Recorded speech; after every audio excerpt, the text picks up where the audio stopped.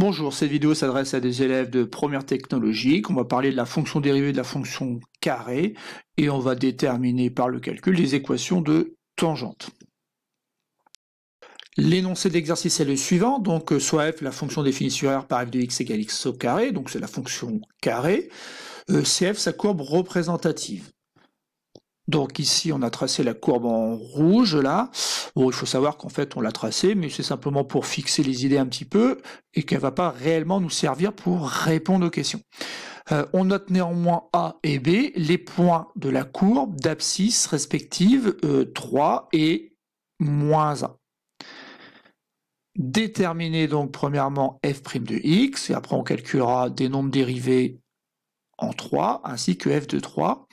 Et on en déduira donc une équation de la tangente en A, et on verra si on ne peut pas réutiliser ce même raisonnement pour déterminer une équation de la tangente en B. Je vous conseille donc maintenant d'appuyer sur pause, d'essayer de répondre à ces 4 petites consignes, et simplement après, une fois que vous aurez bien cherché, vous pouvez lire la suite de la vidéo. Donc ici, déterminer f' de x. F' de x, c'est quoi? C'est la dérivée de la fonction carré. On sait que pour tout x de R, alors pour tout x de R, ça veut dire que la formule elle va être valable pour n'importe quel nombre réel. Et f' de x, c'est dans le tableau qu'il faut apprendre, c'est 2x. Ensuite, deuxièmement, alors attention, deuxièmement, il y a f de 3 et f' de 3. Alors souvent, il y a une confusion dans la tête des élèves, mais il ne faut surtout pas confondre. Ici, f de 3, c'est des choses que vous saviez faire déjà depuis très longtemps.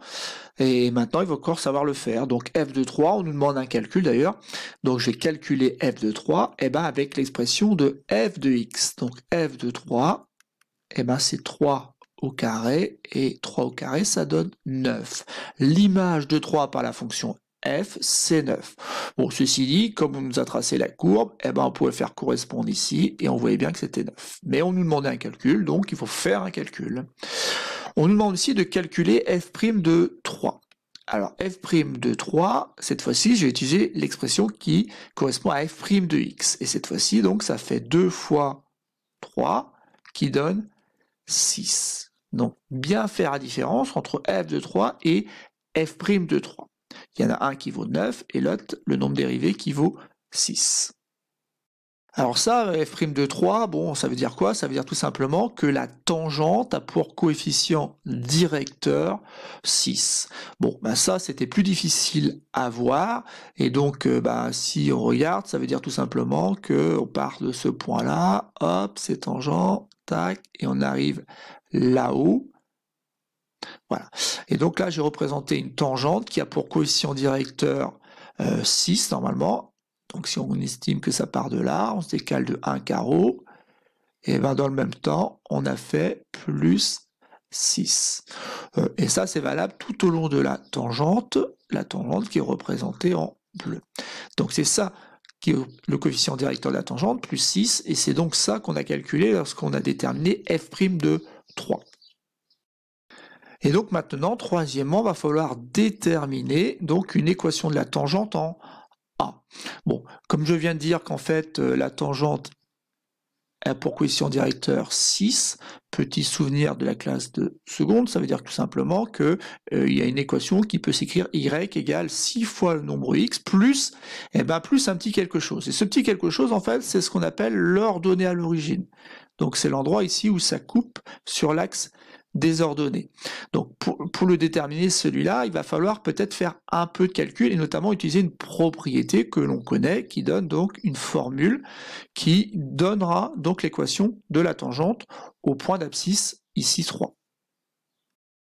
Cette formule, c'est tout simplement y égale f' de 3, d'accord, puisqu'on se base ici au point d'abscisse 3, facteur de x moins 3 plus f de 3. Alors, il faut connaître cette formule-là, qui est souvent écrite comme étant y égale f' de a, facteur de x moins a plus f de a. Mais ici, a, c'est l'abscisse du point qui nous intéresse, donc c'est le point d'abscisse 3, c'est pour ça que j'ai remplacé par 3.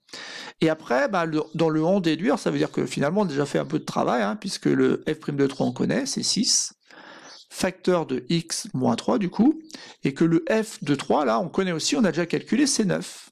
Bon, et bien ça veut dire que y est donc égal à 6x moins, donc là je suis en train de développer, 6 fois x, moins 18, plus 9.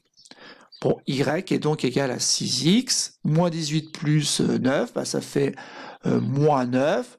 Bon, c'est rassurant parce qu'on pouvait imaginer assez facilement que l'ordonnée à l'origine, pour la droite qui est représentée en bleu, eh ben, c'était quelque chose de négatif. Donc maintenant, j'ai déterminé donc par le calcul que c'était bien moins 9 et que donc l'équation de la tangente s'écrit y égale 6x moins 9. Plutôt peut s'écrire de cette forme-là.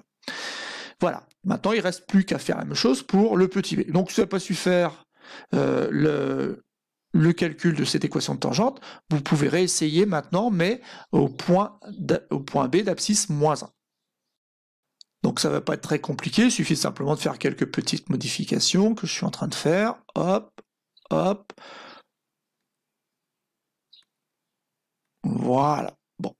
Alors, pourquoi je fais ces modifications-là? Puisqu'il s'agit tout simplement, on a gardé la même fonction, hein, donc on a gardé la fonction carré, sauf que cette fois-ci, on va regarder ce qui se passe au point d'abscisse moins 1. Donc je vais calculer l'image de moins 1 par la fonction f. Comme c'est la fonction carré, ça fait moins 1 au carré qui donne 1. Et une dernière fois, c'est quelque chose qu'on pouvait lire graphiquement ici.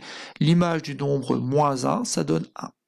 Pour le nombre dérivé, c'est plus délicat. Et on n'a pas d'autre choix que de passer par la formule. Et la formule dit que c'est 2 fois x.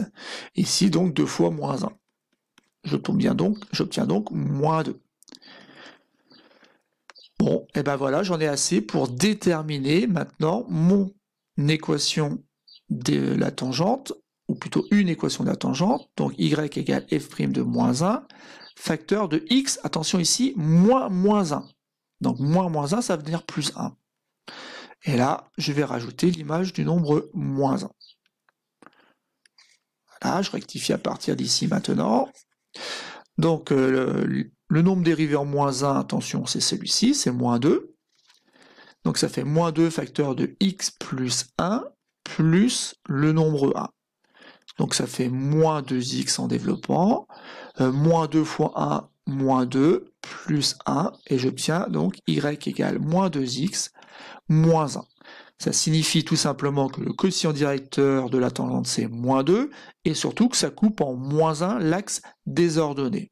Donc pour se le voir de manière plus simple, il faut essayer de voir tout simplement si ça correspond à la figure. Et donc ici, si je prends, je vais passer en moins 1, donc moins 1 c'est là. Si je passe par le point B, est-ce que j'ai bien affaire à une tangente? Il semblerait que oui, quand même. Donc on voit bien que ça coupe en un seul point, du moins ça a l'air de couper en un seul point la courbe CF, et puis voilà, on a l'impression d'avoir vraiment une tangente à la courbe CF, donc ça fonctionne. C'est tout pour cette petite vidéo, il était simplement question donc d'utiliser la fonction dérivée de la fonction carrée afin de déterminer des équations de tangente à la courbe CF.